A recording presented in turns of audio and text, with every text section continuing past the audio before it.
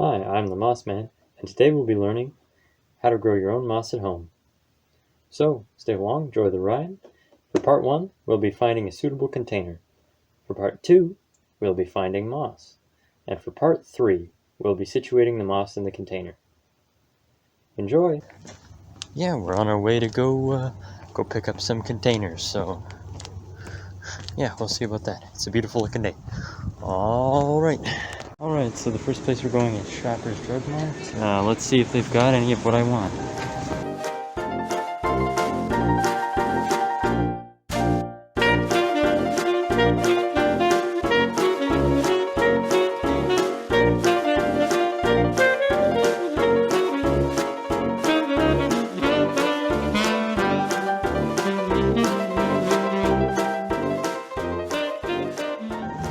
Okay, so the next place is Save On, and let's see what they got.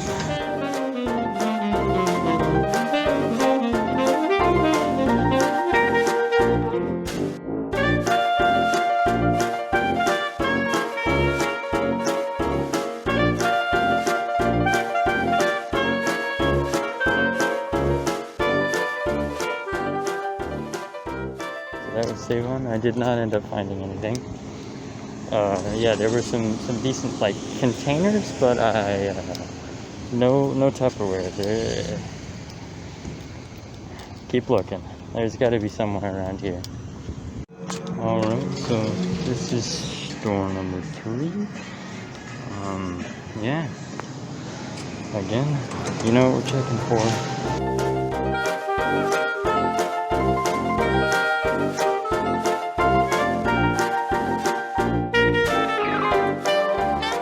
So we found it. We found the mother load. We have, well, I wouldn't say the mother load. It's like half of a shelf of Tupperware, and this might be the best option here because I need the ones with the most clear, right? Because you want the light getting through the container. This might be good because it's got a clear lid, but I'd prefer if the entire container was clear. Going anywhere is an adventure when you don't have a vehicle. I could take transit, but what's the fun in that? Instead, I just wander around and see what I can find. And you guys get to come along as well. Okay, we are at the final location. After this, I'm just heading home. We're at Walmart. Okay, kitchen storage, utensils. Almost there. Ooh. This would be good. I might pick that up too. $20 for a nice big glass jar. That could make a good terrarium. Okay, alright, here we go. Here's the Tupperware. Some of the same stuff that we saw at the last place. Okay, alright. So these ones have clear lids. Pretty good. These ones are on sale. Maybe. Okay. Alright. Well, it looks like that's basically all they have for that one. I was hoping they'd maybe be a little cheaper, or like I could buy a bunch. So I'll let you know which ones I pick out. Okay, so I kind of got my hands full now, but I grabbed this larger one, the 3.4 liter. I was debating between this and the 3 liter just because I like green better, but you know, obviously I'm going to choose the one that has more volume for the same price. For now, this is the one I'm choosing.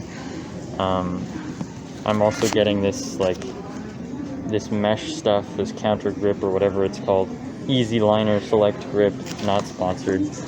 And I think I'm gonna grab this jar. I'm sold 100%. So I'll see what I can make with it. Yeah. Now I have to make it home with all this stuff. So, well, I mean, I also have to pay. All right. So we made it home. There we go. Here's the sick container. We got our mat, which I'll use for making a false bottom. You might see that at one point. And then finally, what we went looking for was the Tupperware with the clear lid, and we did manage to get it. So I'm going to put some moss in this one, and yeah.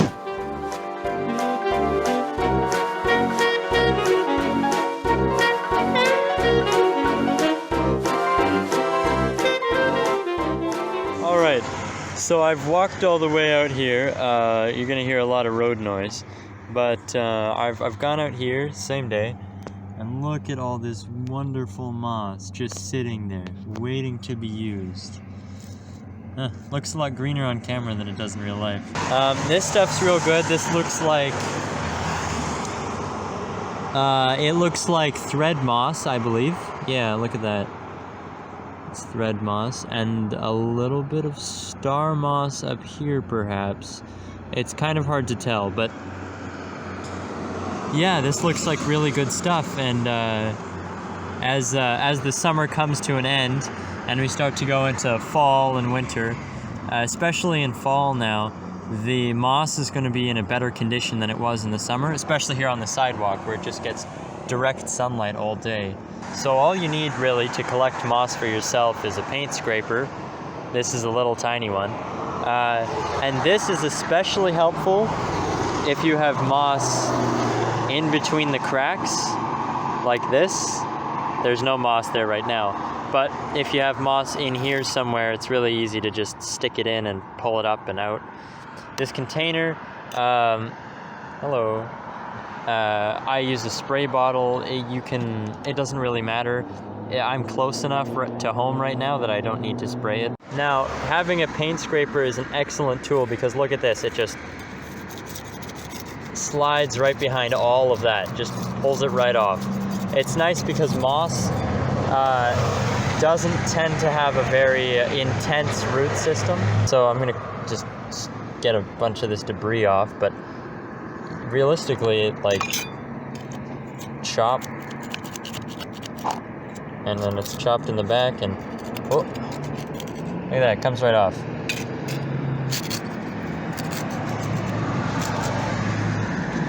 Perfect, a nice little like sheet all the way.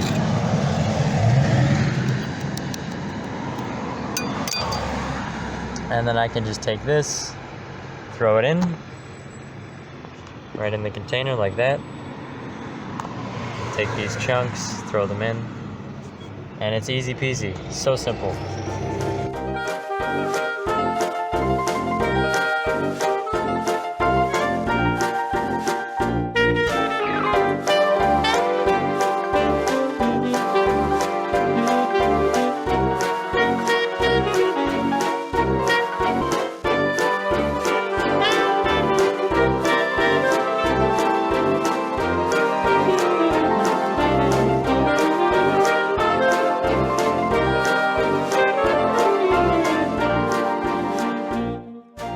So, we've grabbed all our moss, all that I've grabbed so far. I've got about half a container full.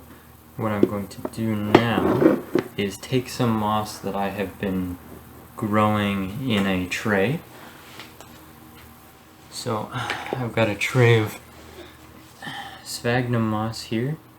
So now I'm going to take all this is all soil here. So what I'm doing now is filling the other half with this soil, or filling as much of the other half as I can with this soil, patting it down till it's about the same level as the other moss, and then we'll be putting the other moss on top of this. I've filled the side, but what I'm also going to do is I'm going to fill some of the cracks in this moss here with dirt as well. Okay, so what's happened is so far I've filled this side with soil, the leftover from this tray here, and then I've started pushing it in the spots between this moss here, just to fill it up, and so this moss has something to grow into instead of just staying where it is. So I'm just going to take stuff out of here and just continue filling the holes in here. Now we're going to take our sphagnum moss and just slap that down, maybe break it up a little so it has room to spread. some of this. This is stuff on bark. This is fern moss here. We'll stick that in there. Some of this fern moss. And yeah, it's going to be a big mush of mosses and such, but hopefully they all grow and thrive in this new environment. Last rule generally that I have for mosses, they're kind of picky with water. People always say, oh, you gotta do this and do that, and you gotta get pure rainwater and whatever. But my rule of thumb is, if the water tastes good, then it's good enough for your moss.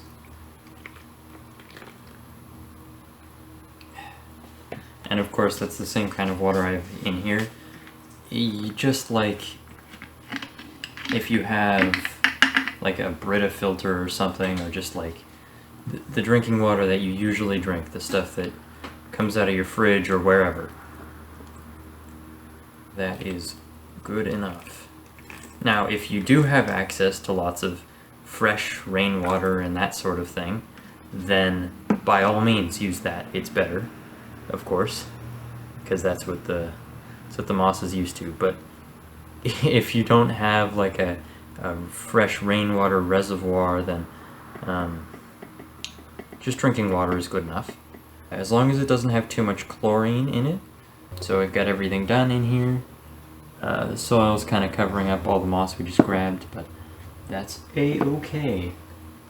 Next thing I'm going to do is I'm going to grab some paper towel, clean off my hands first, and then just run it along the sides here and pick up some of that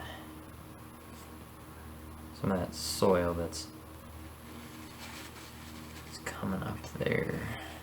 Alright, so now we have our moss in a container like this. I probably won't be leaving it on the windowsill here. I'll probably move it somewhere else in my room that still gets a little light, but not too much. Who knows? Maybe a month, maybe 2. Basically just until I need it, and maybe I'll do a checkup, like a video showing how well the moss is done. If you're doing this at home, then you'll get to see for yourself. Just remember that, like, if it doesn't get enough water,